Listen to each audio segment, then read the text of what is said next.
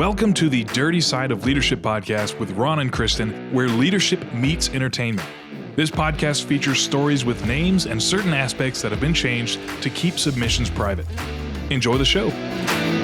Welcome to the Dirty Side of Leadership podcast. I'm your co-host, Kristin Sok, and I'm sitting here with co-host Ron Ward. Ron, you ready to talk about something positive today? I am. My gosh, I didn't realize we were so negative, but we've been hitting people kind of hard. So I'm glad that was Kristin's personality the first few episodes, and now we're going to reflect mine. So yeah, exactly. It's like, well, it's the dirty side of leadership. We definitely went true. Where others don't generally go, but it's good to episode 7. Let's bring some positivity to the forefront here. So today's episode is, Are You a Great Leader?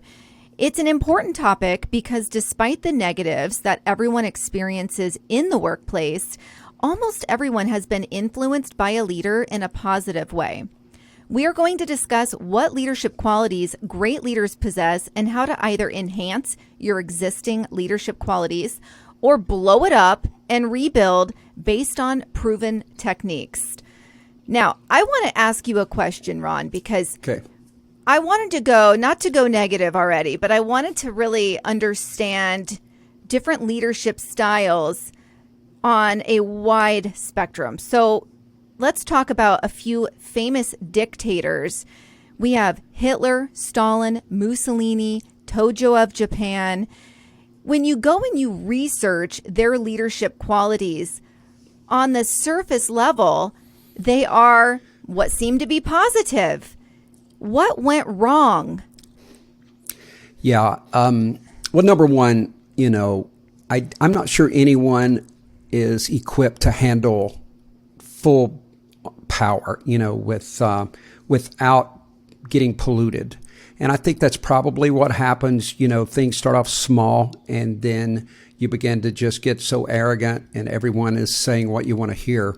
So I think maybe I'm definitely not saying any of the leaders that you mentioned, they had some evil qualities for sure, but I do think they got worse as time went on. But it is worth mentioning that because they were such visionaries, and again, I want it on the record, it was deplorable, but they were such visionaries, they did inspire people. And some of the things that I will never be able to understand. I know that fear dictated some behaviors, but how could Hitler literally persuade a nation to hate at the level that Nazi Germany hated and justify the conduct and place people in charge? You and I talked about leadership one day, and I said that a lot of narcissists will have yes people, and they will even pit people against each other. Hitler was notorious for that. He would switch his alliance, and then the others would have to either do more heinous crimes or they would have to do other things to try to get in his favor. But believe it or not, Kristin, and no one talks about this because no one wants to, frankly. Right. But Nazi Germany, the way they did marketing, again, horrible, but the way they marketed, they had uniforms for the Reich, the different sections of the Reich. They would edit videos meticulously to make sure that they look powerful and majestic and all of these things. And they started convincing people. They were the first to use media, and they began to convince people we really are the superior race. And people bought in and believed it. Now, when America came to the Olympics and Jesse Owens, kicked butt running, it was really hard for the Germans to digest at that point. But again, when you talk about Stalin and you talk about Mussolini and, you watch Mussolini's speeches, he was so confident.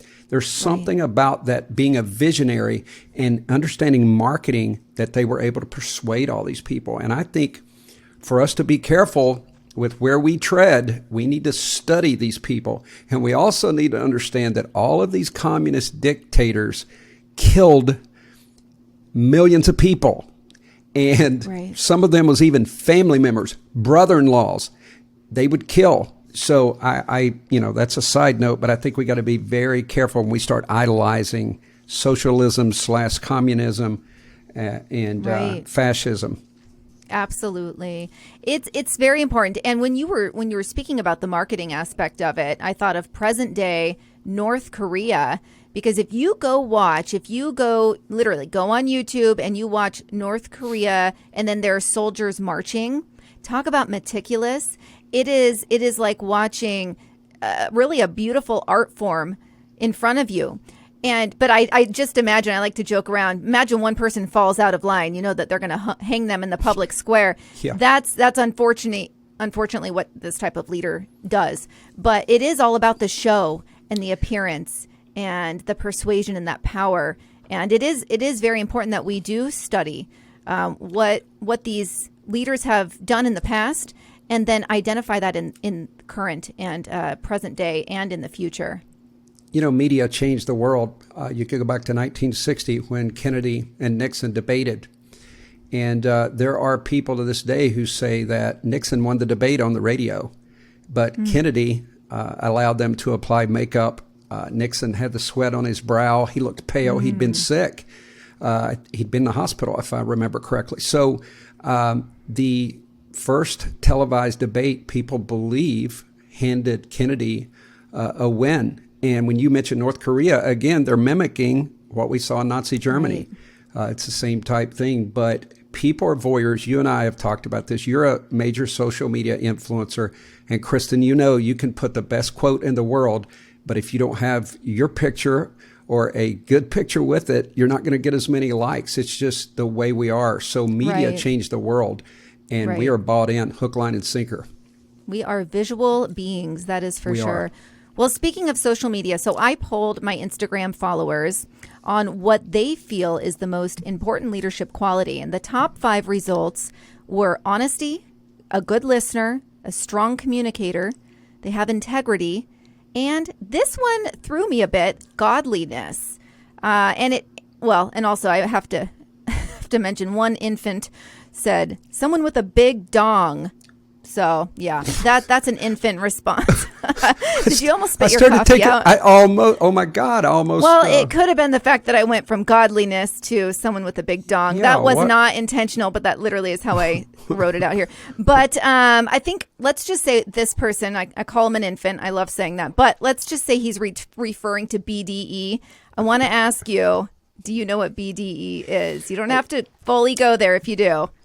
Kristin, I do, because you told me. Okay. All right. For those who don't know, I'm not Ron. Ron's probably sweating over there. I am, because could you have waited? You went godliness, and somehow you've gotten over to BDE. I'm going to get back there, though. There. So, okay, BDE, let's just say big dong energy. Now, that is something that really just came by storm on Twitter in 2018. And really what it's referring to is a quiet confidence and someone that has ease with themselves. Not cockiness, not a power trip, actually completely the opposite. Ron's pointing to himself right now for those who are totally joking. I like to say, I've referred to myself as having BDE before. I'm like, I just, not literally technically, but the quiet confidence. A lot of people are attracted to that. They don't really want that overtly cocky person around them. Okay, let's pivot back though. Let me redeem myself here. So I mentioned earlier godliness was number 5. And again, I was quite shocked by this. And so I really wanted to pick that apart and understand how that can appropriately play out in the workplace, because I've mentioned on prior episodes that religion was just completely, and should be, off the table for leaders in the workplace. There's going to be instances where maybe there's a small family-owned business and everyone's relatively on the same page, maybe with faith, but you still have to be very, very careful. So as I put that out there, I want to say I picked it apart because I really wanted to understand how this can actually play out in the workplace. And so what I found was, with the faith references, I found that God is a number of things, but in the Bible, the primary character traits that God has is God is love. So I'm going to break these down here. Okay, so God is love. So I'm like, okay, let's how do you show love in the workplace and have that be appropriate, right? But how do you show love as a leader? That's by knowing and caring about the personal lives of your team members in an authentic and appropriate way. So really serving your team and being a servant leader is not a weakness. It is a strength. So that is one aspect of that. Knowledge also. So God is knowledge. Okay. So then again, breaking it down to the workplace, it's not about how much knowledge you have as an individual leader. It's your ability to focus on your team, to understand your team's growth level, their overall competence, and knowing your team members' dreams. That's the knowledge that a leader must possess to be a good leader. Ron, I want to pause. What are your thoughts on that as far as knowledge? I absolutely love this. And, I realized you would think, when you talk about macho people, when I was a deputy sheriff, you would think some of those guys may have not even believed in God. But it's interesting, almost every one of them did, because you see good and evil up close. It's a different viewpoint than the normal person has. And I dealt with people that I promise I saw evil looking back at me. And I know that's not politically correct, but it's very true. So I'm really not surprised that godliness, because, we live in a culture where people hold grudges and, we're polarized as a society. They're trying to break us up into racial groups and all these things. And I think there is a longing, there is that God-shaped void that people are crying out, and they do want this type of leader. They've had the narcissists that we've talked about. They've had horrible bosses, and they want these characteristics. And they know down deep, if they meet someone or they have someone leading them, they may not agree with everything, but they do know that they're going to be headed in the right direction for sure. All right, let's talk about mercy. God is merciful. We've all been recipients of mercy at some time in our lives.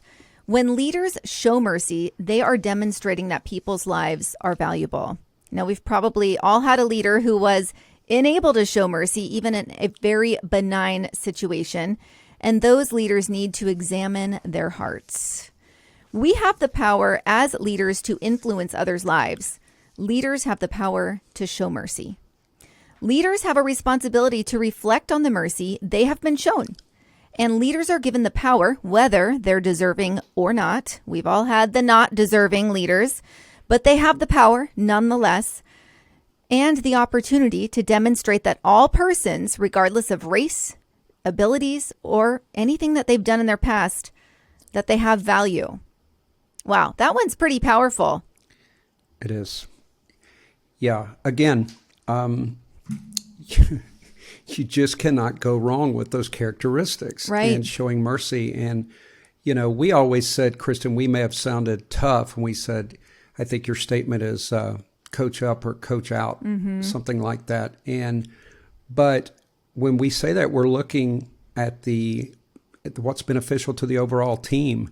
And that's where it gets dicey for some people, because we see what's in front of us. But sometimes we have to make decisions that is best for the team. Exactly. But mercy and forgiveness and giving second chances, those are all characteristics of a great leader. Doesn't make them weak, makes them very powerful. Right. I agree. And I was shown mercy when I left the vault door open overnight once.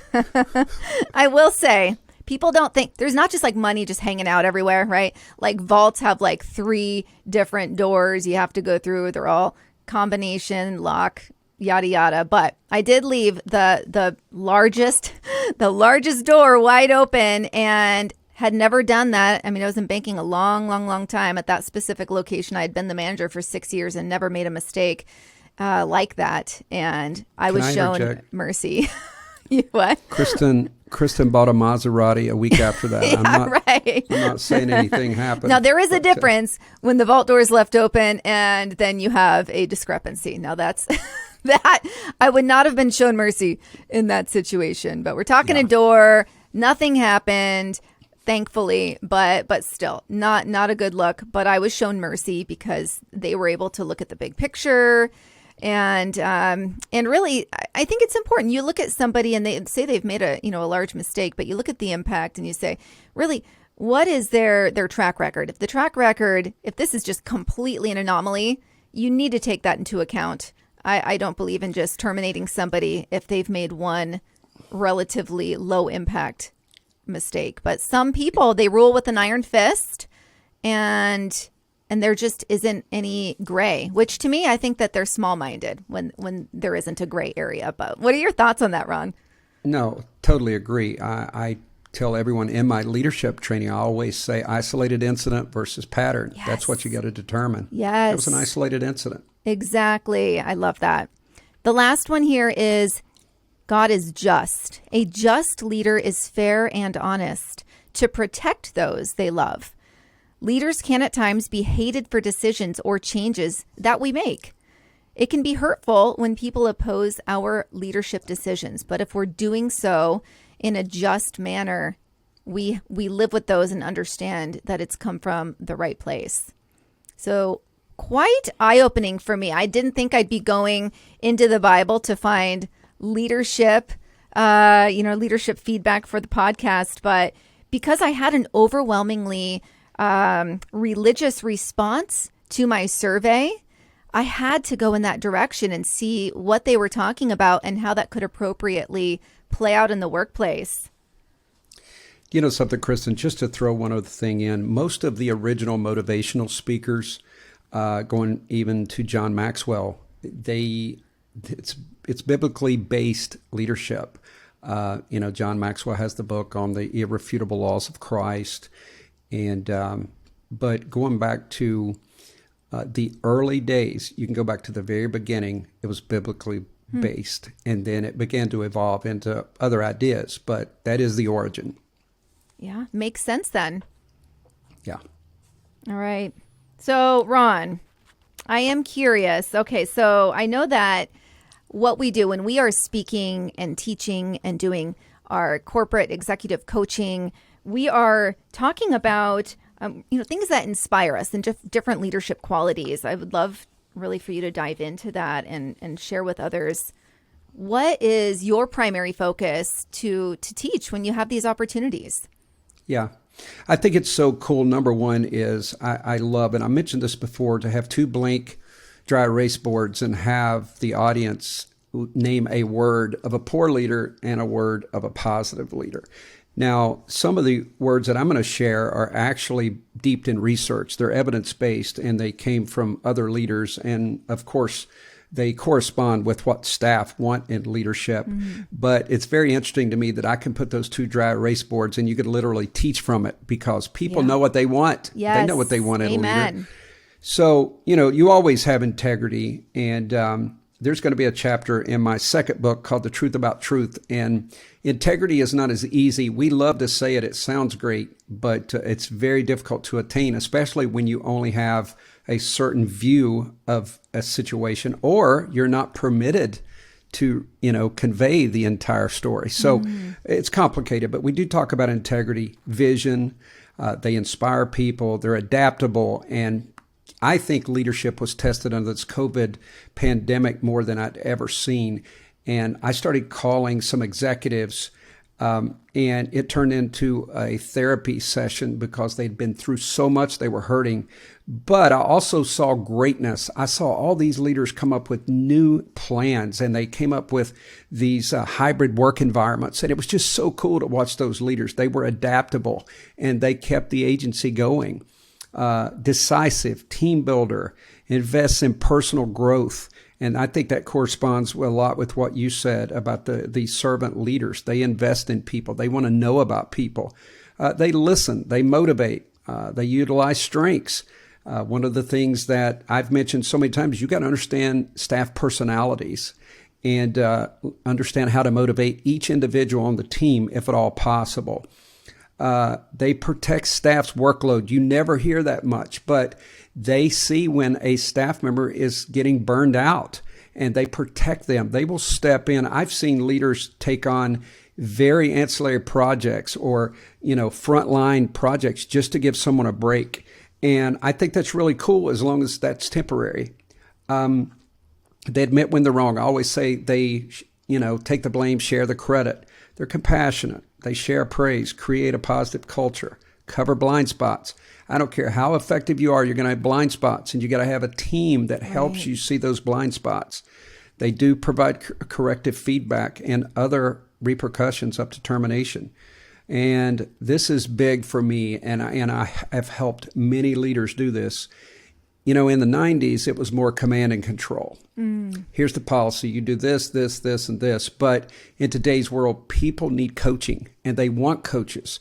And I think it's a much better philosophy. Yes. And if we get all those personalities working together and you got that right leader coaching, the sky is the limit for an organization or agency. But when you've got all of these little parts of the organization where people are backbiting and not getting along, and they don't think it affects the overall vision, but it really does. But man, if you can get all cylinders firing, to use an old V8 analogy, yes. you can do great things. Oh, absolutely. When you were talking, and I want your honest opinion on this, I started thinking about how I have been over my 20 years of leadership. And I think about, again, I'm coming from a banking experience where I worked my way up from a teller to where I was overseeing, a new department in operations. And, but along the way, it was very important for me to lead from the front. And what that looked like for me was when I was a store manager, branch manager, I would be on the teller line at times, depending on the foot traffic that was coming in. I wasn't above that. And if that's where I was needed, that's where I would go. Or if I needed to be at the banker desk, or I would make it work. And for me, I gained a lot of respect from my team for doing so. But I will say, over the years, I did get feedback from my leaders that didn't like that I was, this is the terminology, a working manager, right? Where you're actually, you're not just managing 100% or leading 100% of the day. You're actually working, doing the work of what your team does. And that one, I struggled with that, because for me, if you don't have the proper staff and there is a clear deficit, I thought it was the best thing to do as a leader to step in the best I could to help bridge that gap. But I did get a little flack for that. And I am curious your honest thoughts on a working manager, the pros and cons. Well, if you check my verbiage from a few minutes ago, I said temporarily. Yes, that resonated with me for sure. You do have to play your role, and that is oversight in many cases, that coaching. And, if a coach is playing, they can't coach the other four. Right. So I think to do that briefly, it shows the team you're willing to get your hands dirty, and that's important.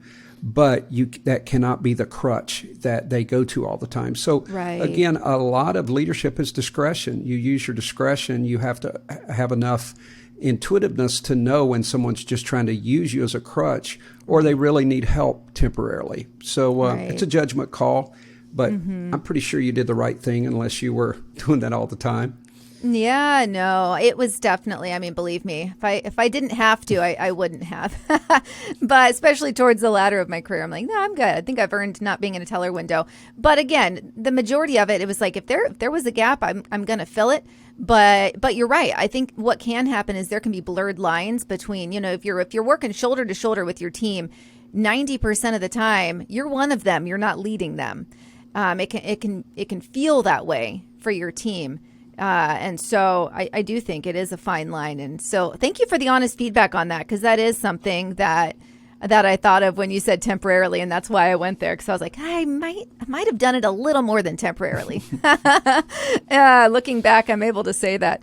Ron, I want to hear, who is your favorite leader and why? Well, I'm gonna use this for a personal moment. I'm going to be honest. I did not have great mentors and leaders in my life early on. And it wasn't until later in my career that I had a supervisor by the name of Dave Stevens, and I had the distinct honor. He was in the audience in a federal law enforcement graduation. I was facilitating, of course, so I had the distinct honor to give him a shout out during that ceremony, because I was a terrible writer. He had so much patience with me and worked with me and got me up to speed. Neither of us would have ever dreamed I would be overtraining one day when I started in that small office. He was probably more shocked than me, but I was able to give him a shout out. He was a godly leader, He really was. He had 5 kids. They're all world changers. It's really amazing. He was a homeschooler, and you'll like that, Kristin. Yeah. And he's an amazing person. Number 2 was Pastor Ron Crum. He was a guy that I connected with in Charleston, West Virginia, and inspired me, believed in me, and to this day, I did leadership training at his church in Georgia, a very big ministry there. And number 3, and this person is very special to me, is Dr. Sam Samples. He was over the whole eastern United States Federal Bureau of Prisons. He retired, got bored, came back as Chief United States Probation Officer, and I began to work with him. And there's a section in my book, Kristin, I do have to do a plug because it's a very interesting story. But through a series of events, I won't do a spoiler, the United States Marshal Service filed a complaint against me. And they were upset because they thought that I'd taken over their investigation. We had a meeting, and Dr. Samples traveled to the little branch office along with the U.S. Marshal, the Deputy U.S. Marshal, and the Deputy Chief U.S. Probation Officer. And he literally just walked in and he commanded the room. He said, my officer did exactly what the federal rules of criminal procedure say you're supposed to do. And this is really your pride. And I mean, and I couldn't believe it because, I was so nervous. I didn't know how this was going to turn out. Right. I've got the U.S. Marshals pissed. I mean, who can say that? Yeah. And then he just let them have it. And we ended the meeting. And I was like, oh, my God, we have a chief. That's the title that they have. And then later in life, or later in my career, he had a guitar collection. So I ended up going to his house. I play guitar. So we had a glorious evening. A jam sesh. We had a jam sesh. And a quick funny side note for our listeners, he pulled out 3 guitars. And I was thinking, bless his heart, he thinks that's a collection. And so anyway, I play those 3, and I think we're done. We're going to eat dinner. And he goes, well, I've got some more. He opens 2 closets on 2 different floors. They're stacked. Guitars are stacked. Whoa. I'm talking probably a couple $100,000 in guitars. I said to myself, I stand corrected. This guy has a collection. But anyway, back to him. He called me in his office one day, and he looked at me and he says, why don't you have a master's degree? I froze. Wow. And I started trying to come up with excuse. And he said, no, you can do it. You need to go ahead and get that master's degree. I mean, I promise you, it might have been a 3-minute conversation. I walked down the hallway thinking, oh my God, I've got so much going on. How am I going to get a master's degree? But I have to get a master's degree. I went back to my office, I promise you, and I registered at a university. And through a series of events, I ended up doing a hybrid type, but I got my master's degree. Wow. And I think had he not, he had his doctorate, and he told me that he had to get hospitalized when he was defending his dissertation. It was that demanding. So I thought, if he can do that, I think I could get a master's degree. So shout out to Dr. Sam Samples. I wrote about him in my book, and I'm speaking. I'm the keynote speaker for the West Virginia Department of Highways May 2nd, and I'm going to visit him. That is incredible. I love that. Isn't that wonderful? Yes, it really is. And, it ties nicely into the 2 leaders. When I reflect back on who inspired me the most, it's the 2 Jasons. There's a New York Jason and an Oregon Jason. Friday the 13th. Oh, I thought you were going into Friday the 13th. Yeah, no, I never watched. It's funny. Or Halloween. Anyway. I can't do those slasher, thrasher, whatever. Those freak me out. But no, both named Jason. On your personality. Yeah. True crime, not that other stuff. Oh, wrong podcast. So the 2 Jasons. So, okay, when I think of first, they're incredible because they both pushed me. I can remember still New York Jason. When I moved to New York City, I worked in the Empire State Building, and I was the market growth leader, which is kind of like a banker manager hybrid type of role. But anyways, when I worked under him, I did not know the city, or I almost said from my ass, from my elbow. I don't know, whatever that term is. I did not know the inner workings of the city. I could barely find the Empire State Building when I came out of the subway on my first day. And so he sends me on this mission to go bring his business cards all over town to develop all these relationships, which was great. I understood what he was doing. I couldn't find these locations. He sent an Oregonian into New York City to go find all of these. And when I say you think of a New York City office building as this massive office building. No, there are tiny little offices all over the city, and you can't even see them until you actually are in it, right? They're just tiny and hard to find. I spent an entire day familiarizing myself with the city because Jason, I even went back like 3 times, like, I can't find these offices. And he'd give me a little more instruction and push me right back out there. And so that was how he led. He led that way. And it wasn't mean at all. His disposition was always friendly yet firm. And I grew so much under him. And so that's New York, Jason. And then fast forward. So then I transfer, come home, and I'm in Oregon again. And I have a new manager, Jason, in Oregon. And he really, when I really think of someone who's an incredible leader, and I would say 99.9% of people that have worked under him would agree, what he did is I felt like immediately he took the time, uninterrupted, sat there and had a conversation with me. And he wanted to know what made me tick. Asked me about my personal life for the first time in a long time where a leader did that. Talked to me about I had just become a mom. I thought that was a weakness up until I had him as a leader. He was so excited for that journey for me. And he mentioned how once you have kids, you really grow. And it was so cool. So I felt really comfortable with him that he actually took the time to really give a damn about who I was, what made me tick in my personal life and in the office. But here's what he started doing to me. So he saw something in me that I didn't see in myself yet. And he saw this public speaker in me. So he signed me up for Toastmasters.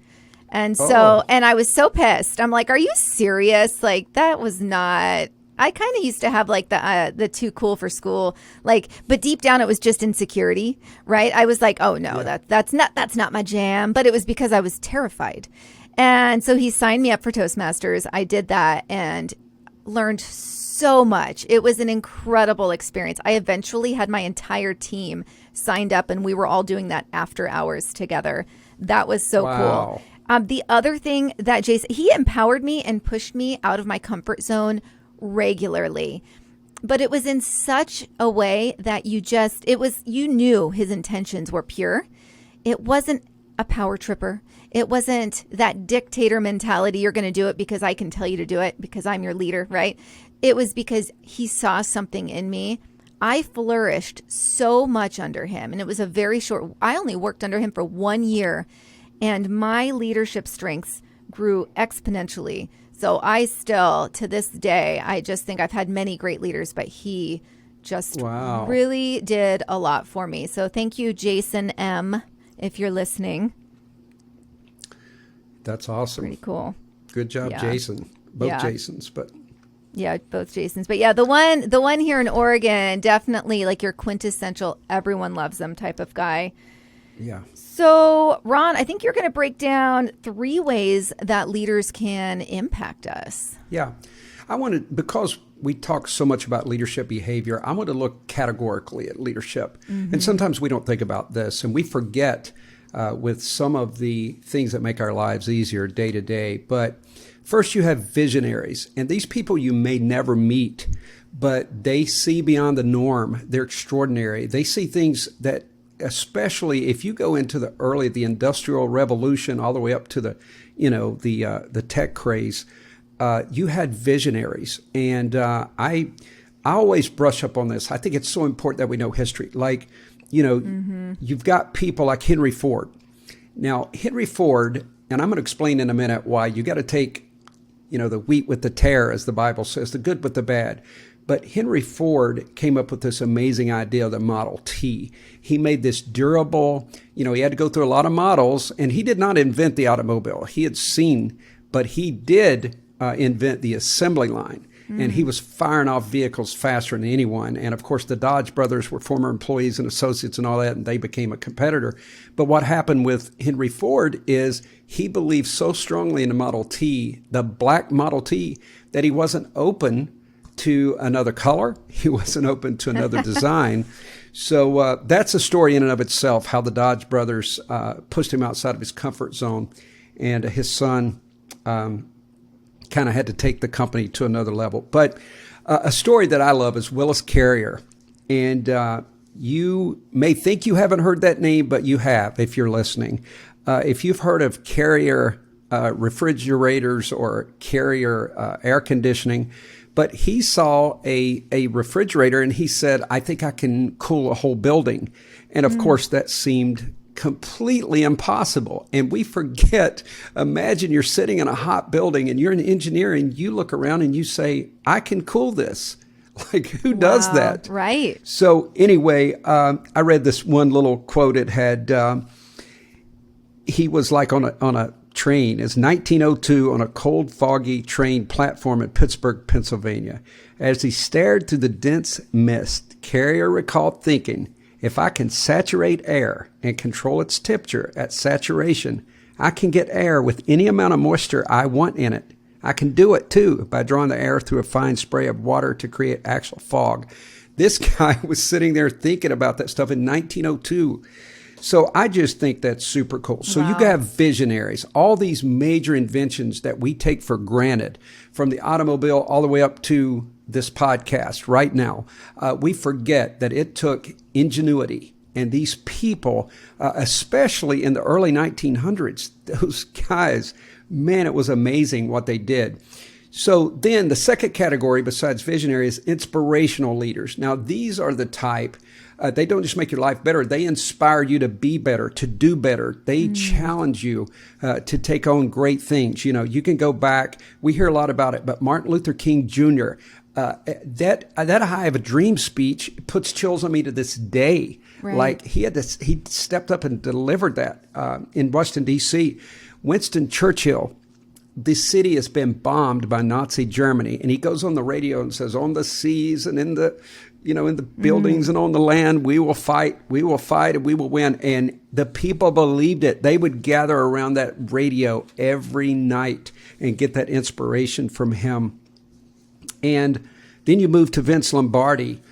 He has got probably the most quotes of maybe any influencer in the world, but he was a coach for... Got a lot of amazing quotes out there. They get better and better. And he never had a losing season. He put Green Bay Packers on the map. And I love this one. It was ahead of its time. But he said, the winner is always part of the answer. The loser is always part of the problem. The winner always has a program. The loser always has an excuse. The winner says, let me do it for you. The loser says, that's not my job. The winner sees an answer for every problem. The loser sees a problem for every answer. The winner sees a green near every sand trap. The loser sees 2 or 3 sand traps near every green. The winner says it may be difficult, but it's possible. The loser says it might be possible, but it's too difficult. Be a winner. Oh, love God, that. I love that guy. What about you, Kristin? Amazing. I've definitely used some of his quotes before. Any inspirational leaders for you? Yeah, I've got a few. Mine are coming out of England. I'm a bit of a history buff myself. And you touched on Winston Churchill earlier. And I know I'm going to start reading a book that is about his wife, because I feel like a lot of times every great leader, they don't have to be married and have an actual spouse that is helping them along the way. But they have to have somebody, almost like their own mentor, right? And I know for Winston Churchill, if it wasn't for his wife, I don't think he would have been the leader that he was. And so, something about him, he was a flawed man who became a great leader. He made big mistakes early on in his political career, mainly along the lines of strategy. He had some failures along the lines of war strategies, but he overcame them by being bold, brave, and tireless. And really, he saved England from being taken over by Nazi Germany. And boy, I've been researching this quite a bit lately. Boy, did they come close. But if it wasn't for Winston Churchill and his goals and his visions to ensure that didn't happen, it would be a completely different world for them at that time. Also, fast forward into the 80s in England, we have Margaret Thatcher. Now, she was known as the Iron Lady. And I mentioned earlier, people that rule with an iron fist. That's very different from the Iron Lady, Margaret Thatcher, because she had a humble upbringing. She led very differently. She led from the front, for sure. My favorite quote of hers is, being a leader is like being a lady. If you have to remind people you are, you aren't. Boom, right? I mean, is that not amazing? Yeah. So she understood that leadership is not about titles, photo ops, posturing, that true leadership is about authenticity and standing up to principles even in the face of strong opposition. Wow, that is big, and we need a lot more of that present day. For our listeners, Kristin, they can pull up on YouTube and look at the relationship between Ronald Reagan and Margaret Thatcher. It is very inspiring and very unique. They played off of each other's strengths, and they formed an alliance that is talked about to this day. Right. It's very powerful. Yes. Well, my kids actually, real quick, my kids actually just learned about that, and really, it's pretty cool because we learn the entire timeline. They're homeschooled also, but we do a homeschool group, and they are loving the history timeline. And so, yeah, we just focused on Margaret Thatcher, Ronald Reagan, and how they were working together to really keep government small, to keep it small the way it should be. And so, gosh, that was such a beautiful relationship. I'm glad you mentioned that. It was. Okay, so we've talked about a couple categories of leaders, those visionaries and those that inspire you, but then you have mentors. These are more in our personal lives. These are those people, that teacher, that coach. And I thought it was sad, Kristin, we put on our Facebook group lists, your mentors and things like that. And I don't remember, 5 or 6 different people tell me they did not really have anyone. And I just want to say that to those of you listening, be a mentor to someone, mentor someone. They need it. And I have to say, in my younger life, I didn't really have a really good mentor either. But I want to tell a quick story. I think our listeners will enjoy this. But if you listen to Greek mythology at all, most people know the name Zeus, but they don't realize the word mentor comes right out of Greek mythology. And so King Odysseus, his son was Telemachus, and his wife was Penelope. So Odysseus has to go off and fight the Trojan War. And he leaves his son and Penelope under the care of a guy named, wait for it, Mentor. His name is Mentor. So what happens is when Odysseus leaves, Telemachus is not ready. He needs a mentor, but he doesn't know what he's doing. So all of a sudden, these young men in the kingdom, they start to decide, hey, one of them needs to sleep with Penelope so they can redo the bloodline, dethrone Telemachus if somebody can get Penelope pregnant and so forth. So when Telemachus needed Mentor the most, Mentor was not there.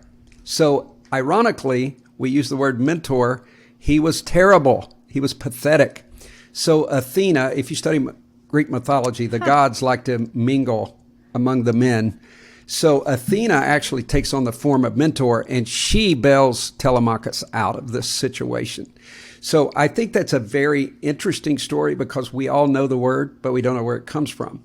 But the point I want to make here is no matter who the person is, they are always going to have weaknesses. And I think our problem is we don't grasp the moment, the beauty of someone mentoring us. Now, it can be short term. Maybe they're showing us like something to do at the bank. Maybe it's a short term thing, but there may also be long term mentors. And if you're around human beings, we're flawed. I made mistakes as a leader. I still make mistakes. But if people can be mature enough and understand the beauty of the gifts, and, you put things you want to mimic and things you don't, but you can learn a great deal from mentors. Now, I believe a lot of times it happens organically. Like you'll just feel inspired to be around this person. They'll feel it and they'll invest in you like Jason did you for that 1 year. But, he poured that investment in you. And sometimes it keeps going. The 3 mentors I mentioned to you, even though I met them later in life, they're still in my life, which is, really awesome. If that happens. But I thought our listeners or viewers would enjoy that story. And please understand that, man, we need mentors. We really need mentors in today's world. So consider being one. Yeah, we really do. And it's interesting, Ron. So I wanted to ask you, for someone, You mentioned organic, and that is great. I do agree, because I remember asking somebody to be my mentor because it was suggested to me that I should ask this person, and it felt really artificial, and we didn't have that rapport. Personalities didn't really match up, and so it just didn't work out. Do you feel like, have you ever had that awkward moment where you're like, would you be willing to mentor me? Like, do you just go there, or does it just kind of blossom on its own? I'm going to be honest, Kristin. I was approached quite a bit when I was academy director from U.S. probation officers, and I had people reach out like just out of the blue and say that, will you mentor me? And it felt odd. I didn't know them. And I wasn't sure I had the time. So I base it a lot. This is what I tell people who are seeking a mentor: build some kind of a relationship first and let it develop organically. Because it put a little bit of pressure on me as well to say, will you mentor me? Because I don't know this person. I don't know anything about them. But I will tell you this. There was a woman who was a state probation officer. She found me on Instagram, made me laugh right off the bat, and said, I love your stuff. And she didn't say, will you mentor me? She said, I was hoping I might get a few tips here and there from you on getting so high up in my career. And man, she just hooked me right in. Yes. And, I still occasionally, have a message. She just had a child, which is really cool. She and her husband. But she got me wanting to mentor her, the way she approached it. So I agree with you. It's difficult. I'm not saying not to do that, but if you have the opportunity, maybe that's not the initial conversation with someone. Yeah, that's maybe good feedback. Just have a question for them, get to know them a little bit, and then move. Right, because it needs to work for you too. They might not be the right match for you. No, it's absolutely true. All of that's true. Yeah, it's so. Kristin, we're always solution minded. Yes. So, and we've thrown out solutions throughout this podcast, but maybe you could throw out a few more. Mm-hmm. Yes. Okay. So I do have some solutions ready to go.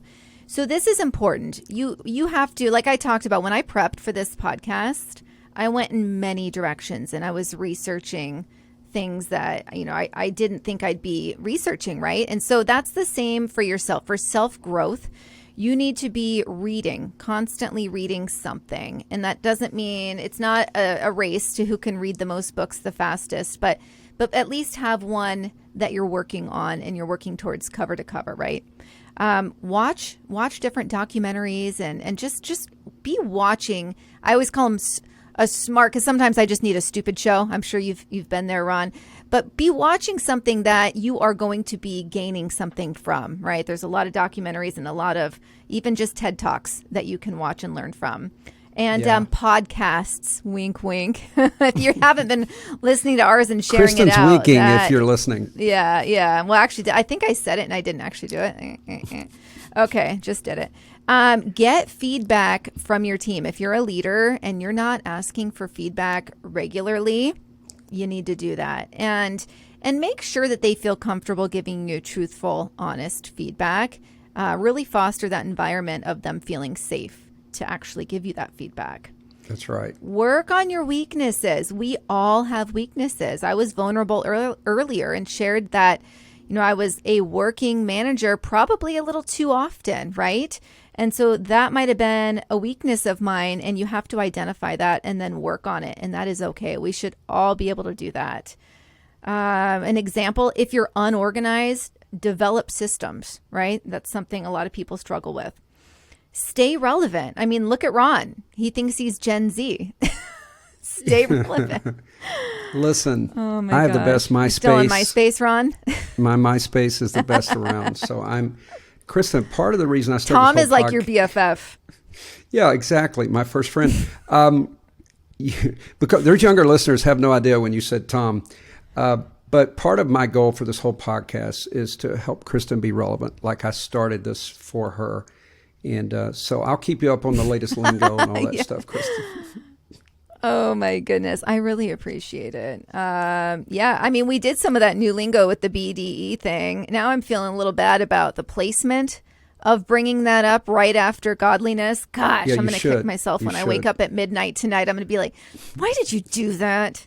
I do that, Ron. I don't know about you. I wake up in the middle of the night and I think about at what point in the conversation something was brought up. I'm like, dang it, I should have done something different. But that's how we learn and grow. And this is just off the fly here. This is not necessarily on my solutions list, but I just want to say it's important that we can identify things like that, and then just be constantly working on ourselves. We all do it at any level, so I just think it's important to understand that. Ron and I, we're doing that constantly. You should hear us game planning before, after the show, throughout the week. We're just always working on ourselves, and I highly encourage that. Be authentic. Oh, this is like such perfect timing. Be authentic. If you mess up, admit it. Seriously. I mean, there couldn't be better advice there. Nothing is phonier than watching somebody fudge an answer. I remember that. I'd always tell my employees, please do not make up an answer. If you don't know an answer and a client asks you, just say, I'm not quite sure, but I'm going to find that for you. They will appreciate you. They don't want you to lie to them so that you can save face and feel better. I don't know. It just, if you mess up, admit it and solve it by fixing it, right?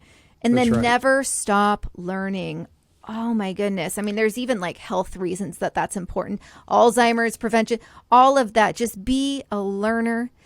You can have some dumb shows. Once in a while, I like to watch something that's not a thinker, but there is so much out there. You hear us talking about history today. My gosh, it helps us navigate the world we're in today, because Ron and I have a pretty good understanding of what's happened over the last 150 years. And going back even further, like Ron's bringing up Greek mythology here today. But it's so important. Be curious. Kristin, on Never Stop Learning, or I call it the lifelong learner, I had someone who went through someone else, read my book, asked if they could interview me, and they did. And it was really interesting. At the end of the interview, she said, what advice would you give me? I said, be a lifelong learner.